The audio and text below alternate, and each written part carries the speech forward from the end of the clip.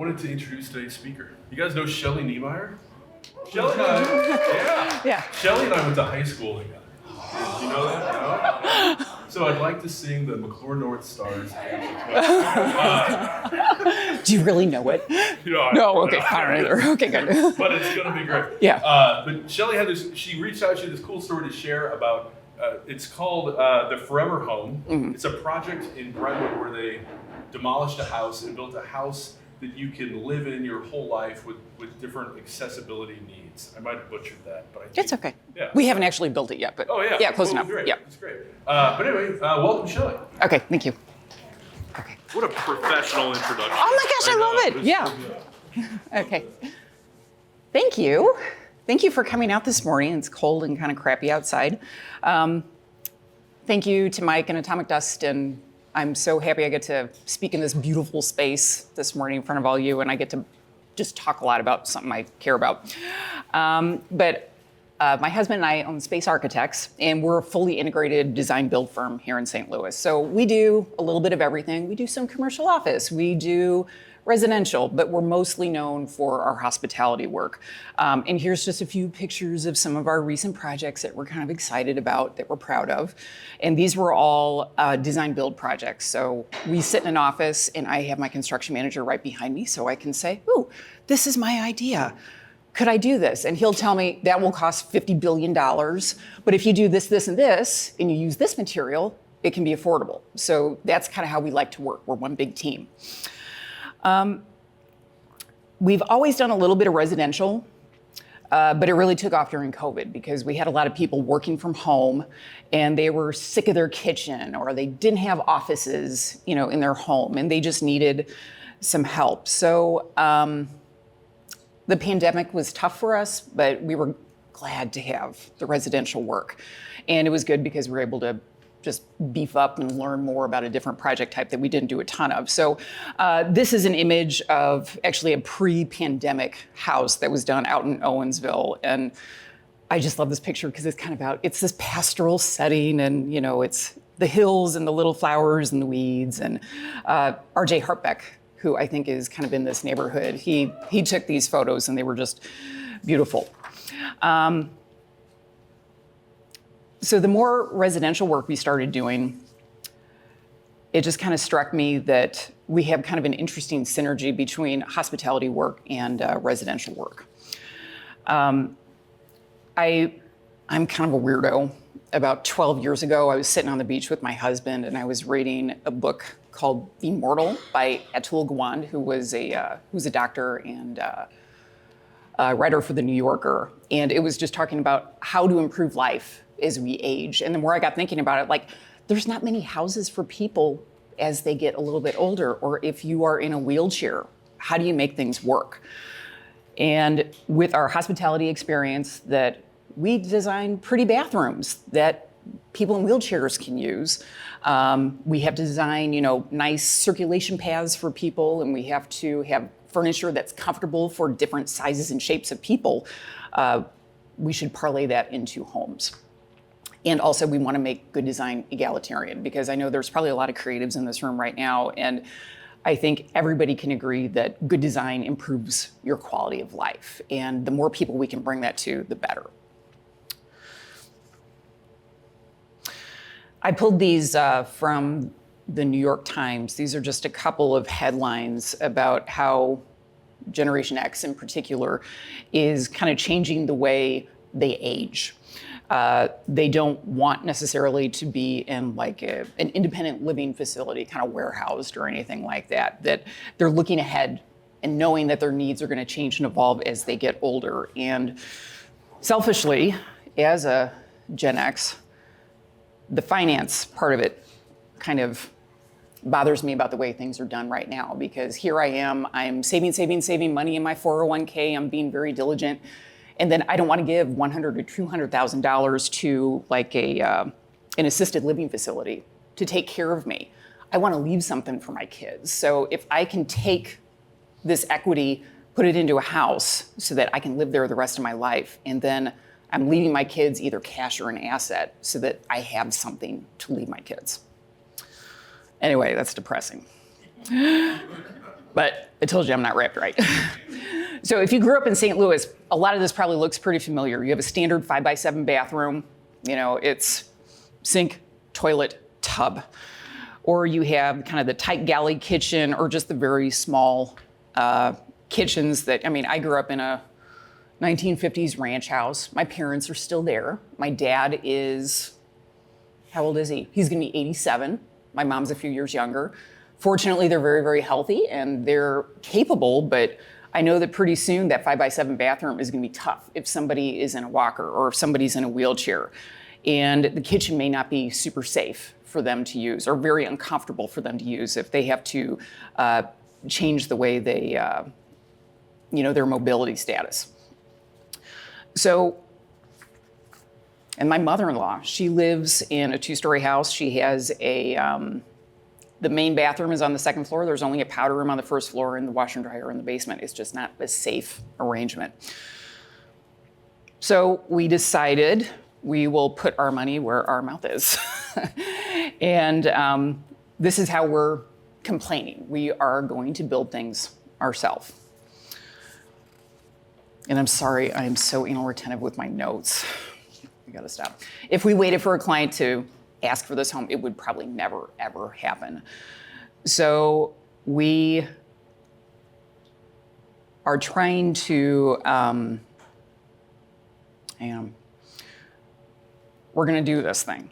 And we know that we're not gonna be millionaires, we are not gonna be hundredaires, we just wanna break even. We just want to learn, and we know this is gonna be a good learning experience for us. So what we have done, we are fully designing this house to see where the real actual costs are.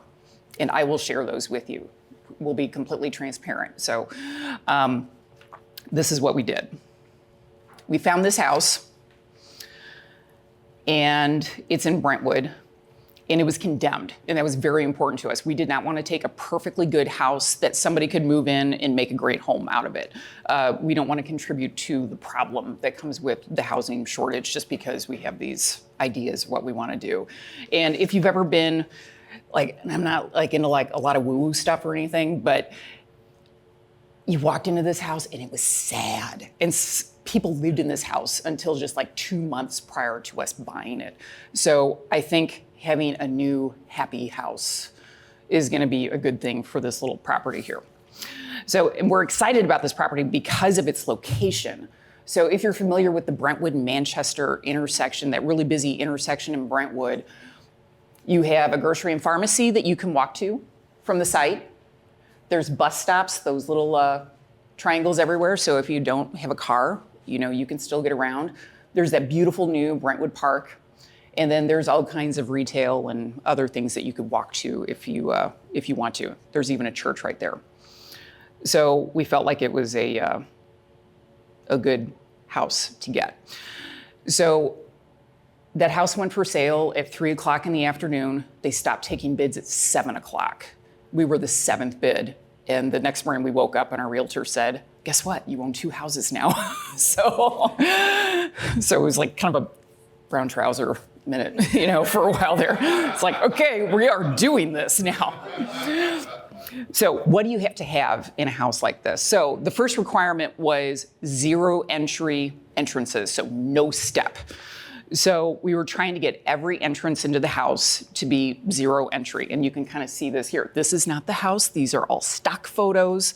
We did not do this.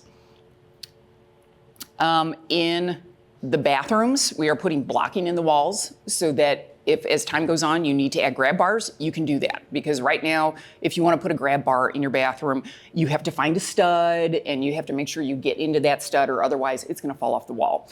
And grab bars need to have a 250-pound weight capacity. So don't get the suction cup ones you see on Amazon because that'd be bad news if you ever actually had to use it.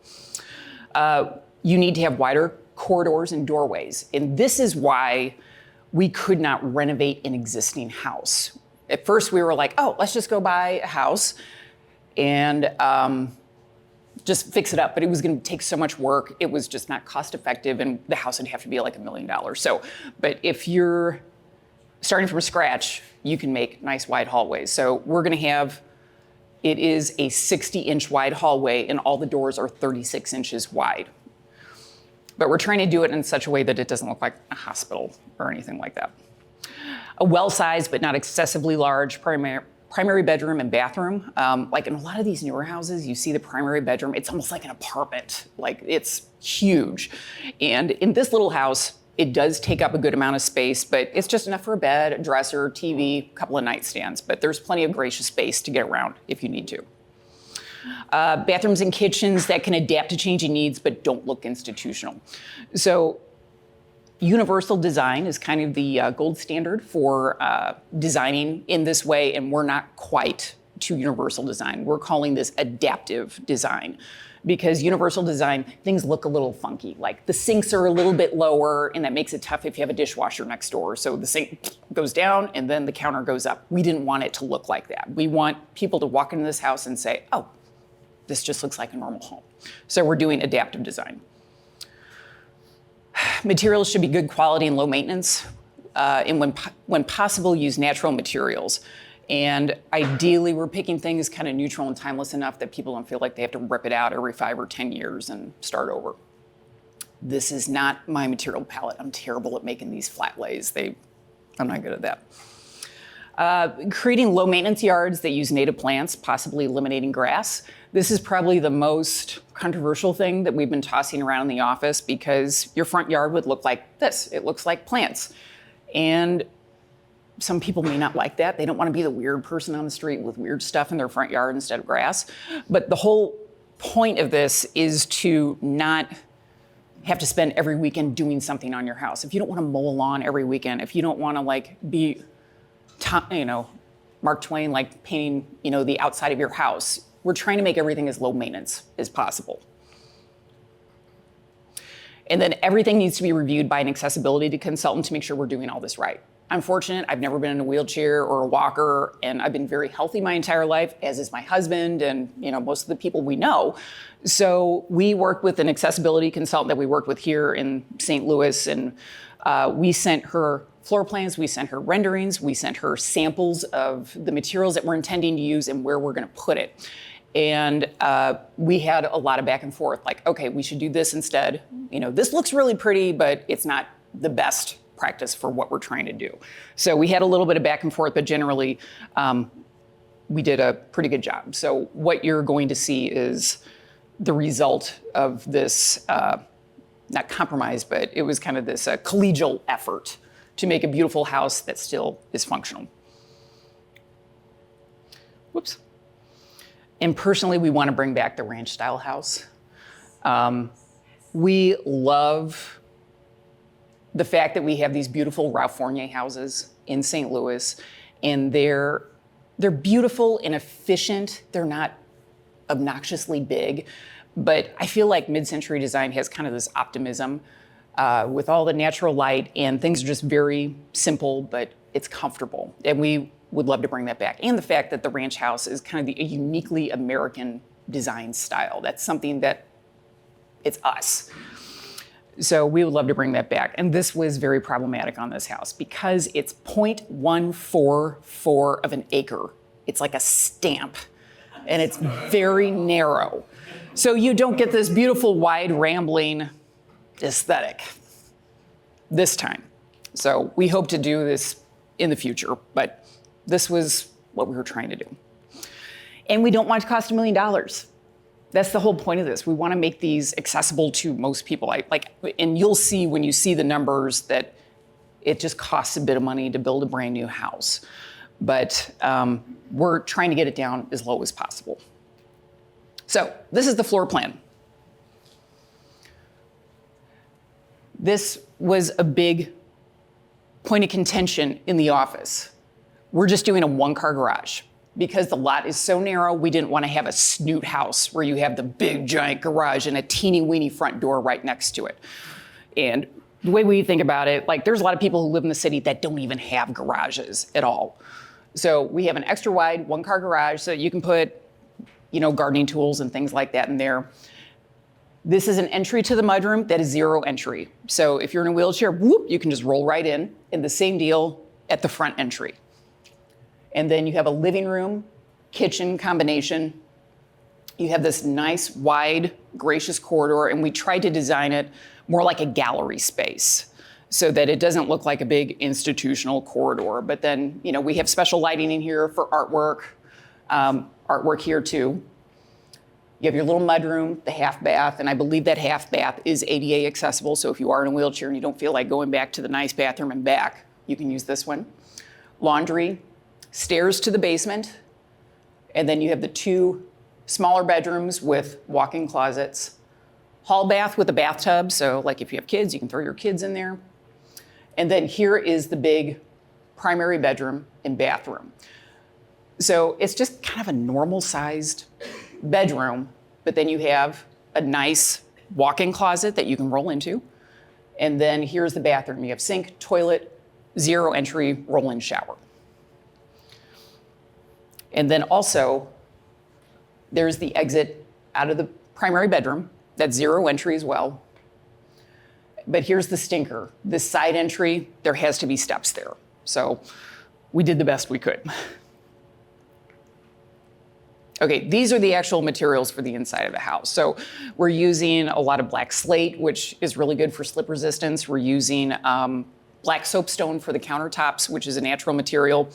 And then really everything that you see is commercial grade. So this stuff will last and last and last. And we actually, and I know this may be a little, people may not like this, but that is a commercial grade carpet. And we're using that in the 2 secondary bedrooms because it has a very low weave. So if you are in a wheelchair, you're not gonna get stuck on these big plush carpets. Oop. Okay, whoop, there. We're not landscapers, clearly. We should have just put grass up there because it's like, what are you doing? But anyway, this is what, the house kind of turned out to be kind of a Scandinavian looking house, basically, just because you have this very small profile of it from the front. But up here, where the 2 roofs are, there's clear story windows up there to bring lots of natural light into the living and dining areas. And then this is the living room and with views into the kitchen. And it's just very simple, nothing crazy. We have white walls everywhere. I have white walls in my house. I also have children and a dog, children who have thrown our chickens into our house. And if you walk into our back door, you can see that there's black marks on our ceiling where our kids have kicked off their shoes and it's hit the ceiling. So I know the horrors of white paint, but on this house, because I learned from my house, we're using something called Scrub Tough, which is, the design people know, that you can basically scrub the heck out of this. It's like heavy duty stuff so that you're not gonna see scuff marks every day. Come on. Okay, this is the kitchen. And I have a couple more images, but right here you have, whoa, back up. There's a, oh, that looks different. It looks different than my screen does. Oh, I'm sorry, guys. I've been talking about something and you're not even seeing it, I'm sorry.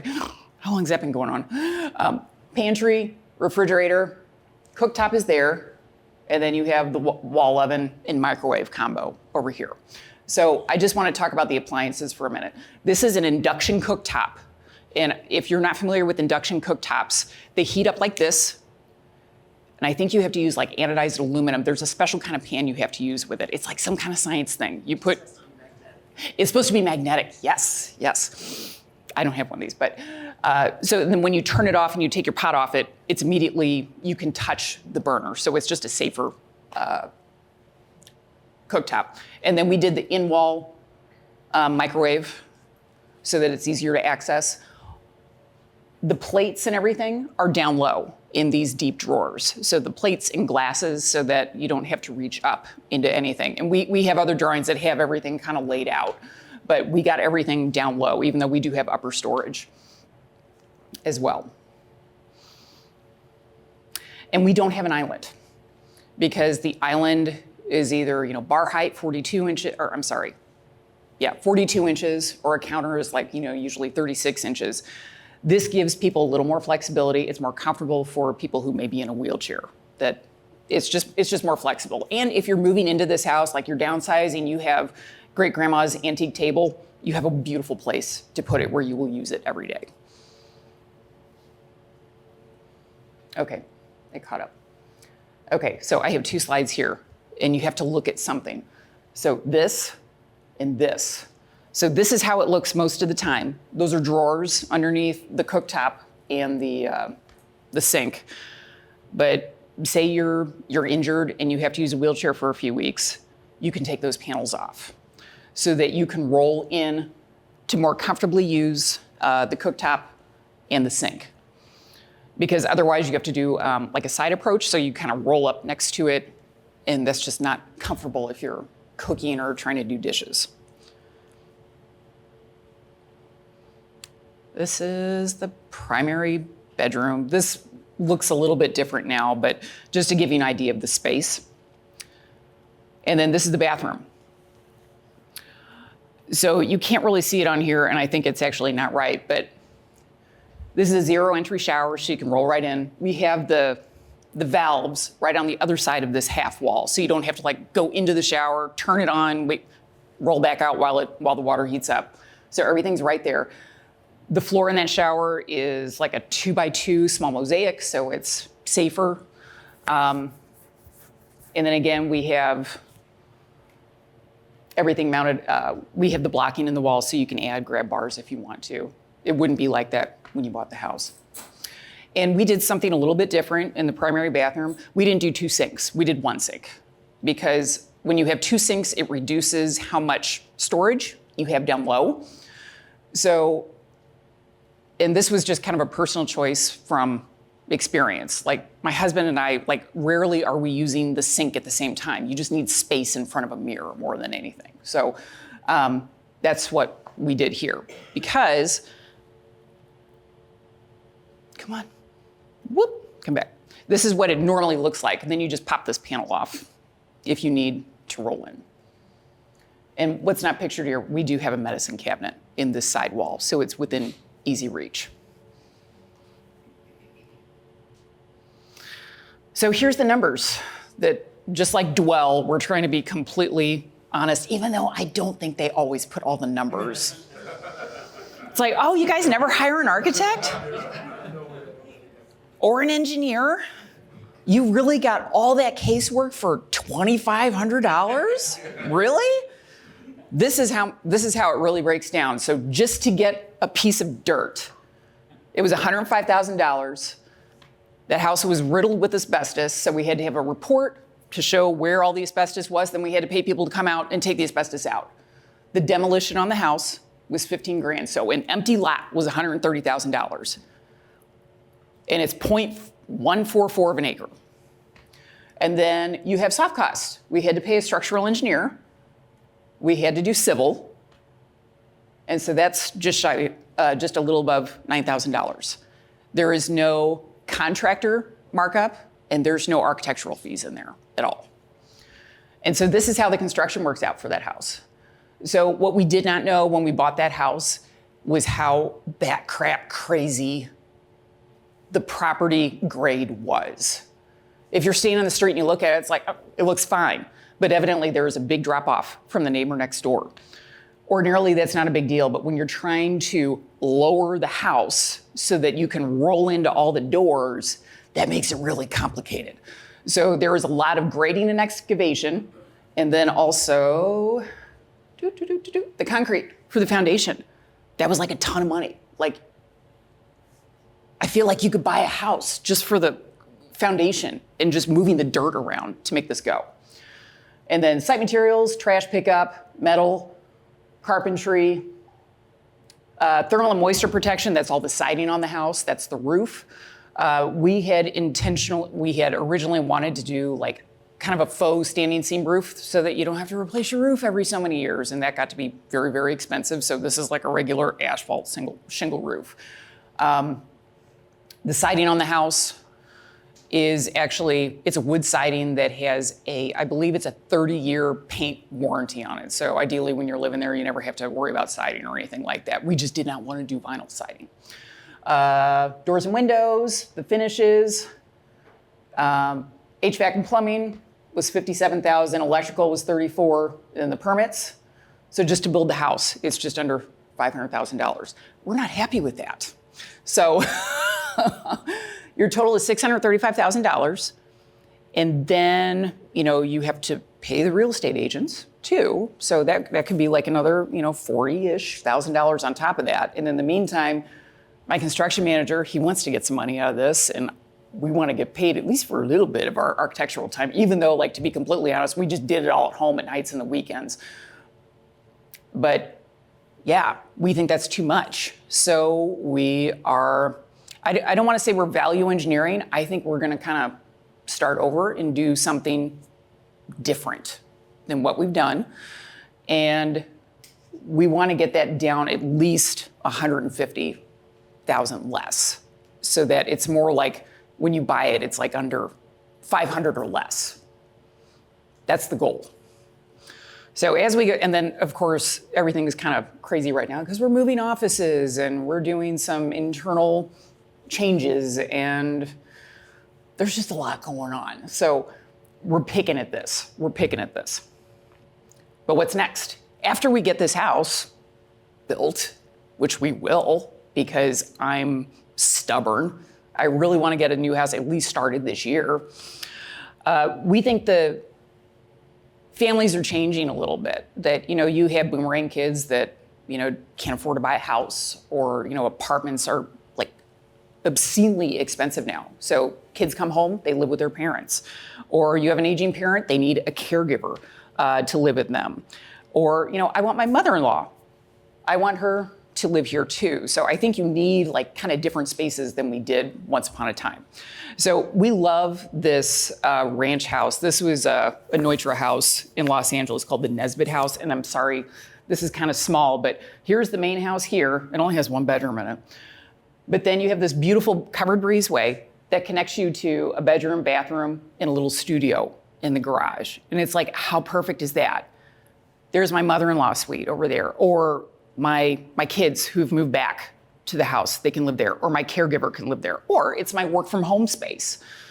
So we want to start creating homes that better reflect how we live now. And these are just a few pictures of the inside of it. And it's perfect, everything's low. And they're using windows, stainless steel on the countertops, I love that. And no space is just massive, but it's just beautifully done. And that's it. That's all I have to say. Okay. Does anybody have any questions or? Okay, yeah, half an hour. Right now. Yes. We didn't. we used an accessibility consultant. Yeah. And I'm drawing a blank on her name. I can send it to you though. Yeah. Yeah, she was great to work with. Any other questions?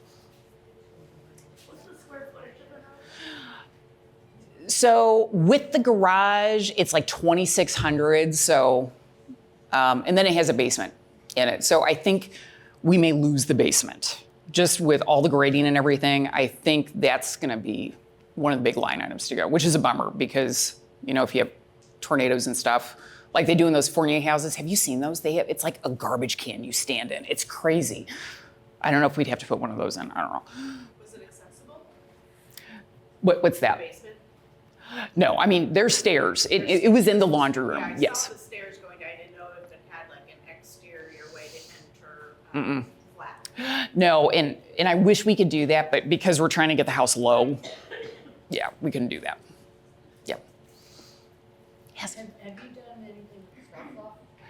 I have had conversations with Starkloff, yes. There, I've gone to one of the Universal Design Summits and it was very interesting. And participated, and it's just amazing because that is what their whole foundation is all about. Why are we not building our homes with universal design in mind? And it's just phenomenal. It's overwhelming to me how ignorant we build because we do not think outside the box and how cheaply some of the things are built. It's like you just incorporate what you're doing in the get-go, things can be so much better. Yeah, we're hoping so. And it's, in the big St. Louis thing. So she was asking about the Starkloff Institute, which is their disability advocacy organization. Max Starkloff started it. And like the most St. Louis story ever, I'm doing research on a building that a client is buying, and he was a patient there. And that's where he learned to paint. And, and that's where he really was able to kind of get out of his funk and learn to live again. And then he did this, he started this whole organization. Yeah, they're great people. Yeah, they're having a Zoom conference, I think in April, and I'm signed up for that. Yeah. They had a conference, and this was 10 years ago, over on the school campus, and it was just amazing. Yeah. People that came in from across the country and so forth. Yeah, it's an incredible resource. Yeah. Yes, sir. Down the line, I feel like this would be an excellent development opportunity because I know there's so many people trying to, not only for the cities, but for neighborhoods, like make full communities with houses like this. I definitely see another side of this. Yeah. Well, and that would definitely bring the cost down, because if you're building 10 of these versus one of them, just the quantities of scale improves all that. That'd be really amazing. We got to get our ducks in a row first, which we're trying to do. Yeah. Yes. For the fixtures where you can take a piece off, is when the side is on, can that be used for storage, or is it just empty space? So in the kitchen, those are actually drawers underneath. So you just basically you pop out the drawers, and we're trying to work on a system to cover the tracks and stuff like that right now. For whatever reason, in the bathroom, that's just a panel that's covering up the guts underneath there. And the reason we did that, because it's a floating cabinet, and there's just not much room for storage with the P-trap and all that stuff from the sink. So that one just pops off, but in the kitchen, those are actually drawers that we'll remove. Yes. Yeah. I'm sorry if I missed No. this. When the house is done, will it be your forever home, or what do you plan to do? We plan to sell it. We plan to sell it. Yeah, we're, and it's funny because my husband said, "Can't we just buy this? It's in a different school district, and I don't want to take my kids out," because he's at an age where he does not want to mow the lawn every weekend, and he doesn't want to deal with home maintenance and stuff like that. So, which I get, but I don't want to pull my kids out of school either. So, yeah. But the intention is to sell it as a spec house. Yes. When you build it, will you have this all over? Yeah. Well, the intention was after we built this, we were going to have an open house, and so people could come see it and eat food and have drinks and stuff like that. Maryville students would love to explore that. And right now we're working on ADA accessibility, and this would be a great presentation. Yeah. If you want to come up to Oh, the sure. school too. Yeah. No, present it. no, Maryville, they do really lovely work, and they crank out good students. Yeah, would love to. Yeah. Really nice. Yeah. Yes, sir. Hey, so the two little secondary bedrooms, is there a plan for those to evolve as the folks age and maybe you need an adult child to go into that? So are you gonna build stud out a door between the two so you can have a bedroom office thing, with a single door as opposed to two bedrooms? Or what's the thinking about how those two little rooms evolve? Oh, shoot. Hang on. Here, let me pull up that floor plan right quick. Where is the floor? Oh, here it is. Here it is. There we go. So you're talking about these two bedrooms here? Right. We just did that for, if a young family buys this house and they have kids, we just had bedrooms. And another part of our thinking was, we just know sometimes if people are getting loans, it can be tricky if it's not a standard 3-bedroom, 2-bathroom house. If you're shrinking it down to 2 bedrooms, or, we're trying to make this as kind of standard as possible, but that would be lovely if this could be one big suite, yeah. If we could do a knockdown, or that's a good idea. Does it increase the value though, having the 3 bedrooms? Does that help? That's help sell the Yeah. property compared to Yeah. having the 2 Yeah. bedroom, Yeah. even if it was bigger. Right? Exactly. Honestly, I wish this was smaller. I wish it was a smaller house. But just the nature of having the big circulation paths, the bigger doors, the bigger closets, it just kind of exponentially cranks up the square footage a little bit. So, and we maxed out this lot. Like, you cannot build anything else on this lot. Like, between, yeah, we're right on the easement, and, you know, between all the concrete for the driveway and the little patio back there, it's like we can't put anything else on this. Yes, ma'am. So from a real estate, actually, I'm a designer, but as far as real estate goes, so you bought this house, which is great, and so you're improving the neighborhood. Yes, Now, hopefully. yes, and then everything got approved by the, I don't even know if they have neighborhood associations. They have an ARB. ARB, right, Yeah. okay, right. Yeah. ARB, of course. So, would you be limited as far as like, how much can you sell that for? You know what I See, mean? yeah, But- so, yeah. I've noticed in that area that everything's going up. Exactly. So part of the reason we felt comfortable buying this, and that's our lovely realtor right there, Todd. That patient man walked us through so many houses. So there is a house right here on this side of it, and then there are two more brand new, one brand new house on the corner, and then they're building another house. And so the one on the corner, it's kind of a standard 2-story, you know, vinyl builder grade. It's not builder grade, it's nicer. But I think they're asking like $900,000 for that. And like the square, and so we felt like, oh, okay, this is happening in the neighborhood, and there's like a lot of infill happening over there. So, Families cannot afford. I know, that's $1 million. Yeah, yeah, yeah. So that made us feel a little better about investing on this street, but yeah, our goal, like I said, is not to make tons of money. We're using this to learn, and we want to make them as affordable as we can. Yeah. So.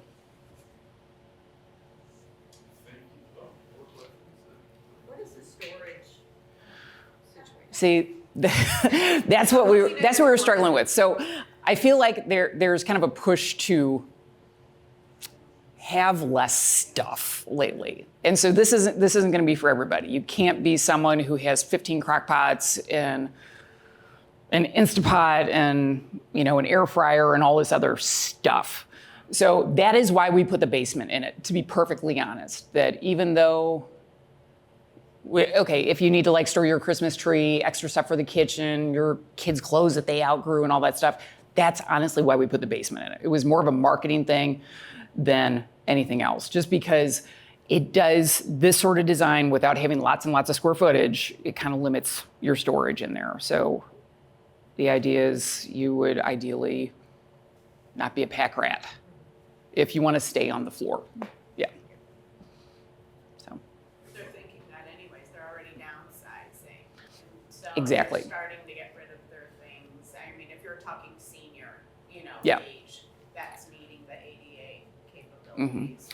I mean, and honestly, like